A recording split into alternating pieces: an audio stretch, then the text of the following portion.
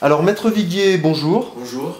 Vous êtes avocat, vous êtes également docteur en droit, et vous êtes l'auteur d'un article récent qui s'intitule Sexualité, génétique et famille, dans lequel vous présentez ce qui est selon vous la véritable forme traditionnelle de la famille, qui n'est pas le couple monogamique, exogamique, hétérosexuel, un papa, une maman, on y reviendra après, mais qui est le clan.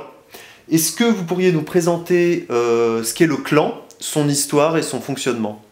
Oui, le clan, enfin, sans commencer par une définition qui est un petit peu laborieuse, le clan, c'est la cellule sociale, c'est une définition, c'est la cellule sociale élémentaire qu'on observe dans toutes les sociétés. Cette cellule sociale, elle est constituée par des rapports qui sont des rapports de parents à enfants. Qui sont des rapports du parent à ses enfants. Et c'est-à-dire que de génération en génération, on a comme ça des lignées. C'est-à-dire on a un fils, son père, le grand-père, l'arrière-grand-père, etc. Et fils et fille. Et donc ce qui constitue de manière élémentaire le clan, c'est le maillon entre le parent et l'enfant. Et de maillon en maillon, on obtient des groupes qui peuvent être plus ou moins grands, plus ou moins étendus. Et ces groupes, en plus, du fait du passage des générations, ils sont disséminés. Il y a une cohésion entre des groupes, entre plusieurs cellules qui ont un auteur commun dans le passé. Voilà. C'est un mode d'organisation sociale et c'est celui que l'on observe à peu près dans toutes les sociétés. Donc son fonctionnement, il fonctionne par la reproduction, c'est-à-dire que par le fait d'avoir des enfants, on génère de nouveaux adhérents au groupe clanique. Bon. Et énormément de choses s'organisent autour du clan. À l'origine, toute la religion est basée sur le clan. Elle est interne au clan. Les rapports avec les autres clans sont gérés de manière... il y a la fameuse vendetta, les mariages... Enfin, c'est vraiment le cœur d'une organisation plus vaste, des clans associés entre eux, formant donc tribus. Et quant à son histoire, pour le dire rapidement, pour ce qui est de l'Occident, c'est l'histoire d'une sortie de ce mode d'organisation.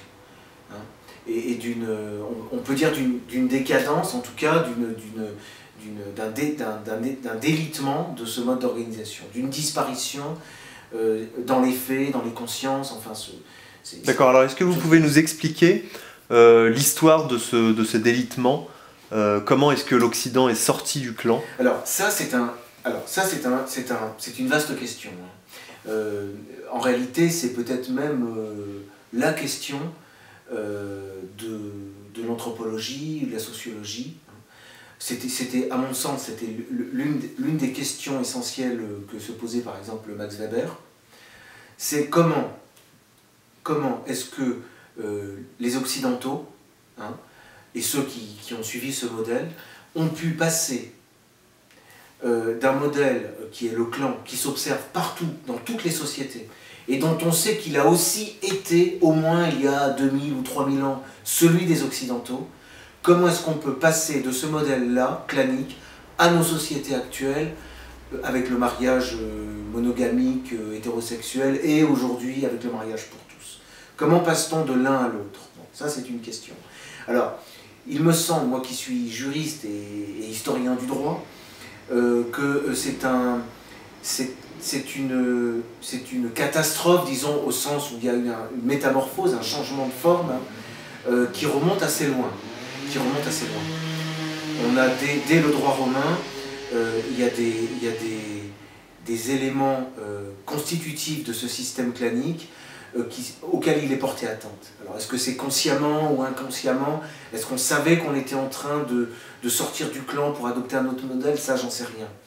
Mais en tout cas, on mine lentement l'institution. Et on observe même au Moyen-Âge ou au XVIe siècle ou sous l'Ancien Régime, des fonctionnements de la famille qui sont déjà, du point de vue de la tradition clanique, des non-sens. Et qui conduisent nécessairement au stade auquel nous sommes aujourd'hui.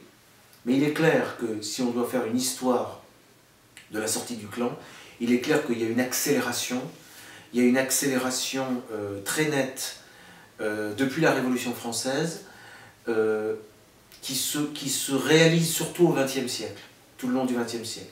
Et puis ces 10-20 dernières années, là c'est carrément une accélération exponentielle jusqu'aux dernières réformes avec le mariage pour tous. Alors justement, votre texte est très intéressant, notamment parce qu'il il donne une perspective nouvelle, ou en tout cas qui est très peu mise en avant, justement des récentes évolutions sociétales et notamment du mariage homosexuel. Pour résumer, enfin vous allez nous l'expliquer, le mariage homosexuel, pour vous, loin d'être une rupture avec le mariage monogamique hétérosexuel, en est en fait l'aboutissement. Alors est-ce que vous pouvez un petit peu développer autour de cette question? C'est-à-dire que le mariage est également constitutif du clan. Enfin, ça fait partie du système clanique, puisqu'il y a l'interdit de l'inceste à l'intérieur du clan. Donc, il faut se marier à l'extérieur du clan, avec des membres extérieurs. Donc, le mariage est déjà présent. Ce qui est nouveau, c'est l'idée, et là c'est une idée occidentale, c'est une idée que la famille se résume au père, la mère et les enfants. Et que cette famille-là est un modèle alternatif. On peut laisser le clan de côté, ça c'est pour le passé, c'est archaïque, c'est même sauvage, c'est barbare. La civilisation, ça c'est très net au XIXe siècle, quand les gens prennent conscience que l'essentiel de l'humanité est organisé de manière clanique, aussitôt on se persuade que l'Occident c'est le progrès et que le modèle familial occidental, c'est vraiment le modèle progressiste, c'est l'avenir. Bon.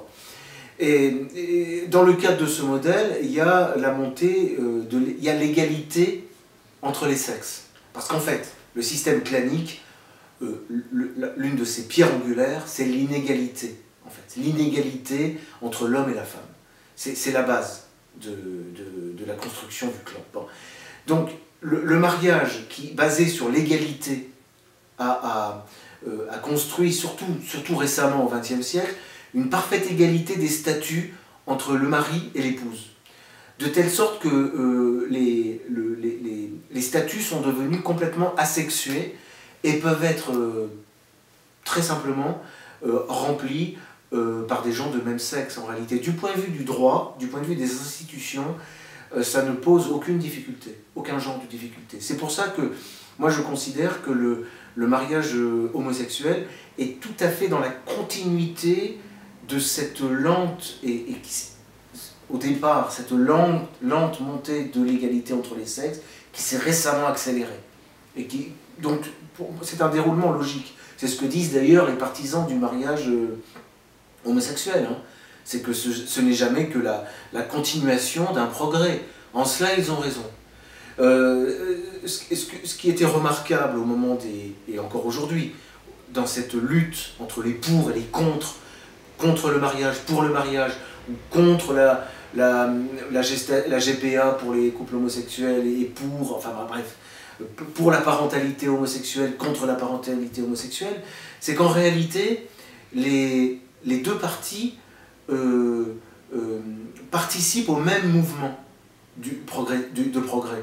C'est-à-dire que quand on défend le couple comme le père, la mère, eh ben on participe au mouvement qui conduit nécessairement à l'égalité entre l'homme et la femme, et donc au mariage homosexuel et à la parentalité pour les couples homosexuels. Je ne sais pas si je me suis bien fait comprendre. Tout à fait. Mais derrière cette opposition a même quasiment quelque chose de dynamique qui aide plutôt à accélérer le mouvement dans lequel en fait, les sociétés occidentales se sont engagées.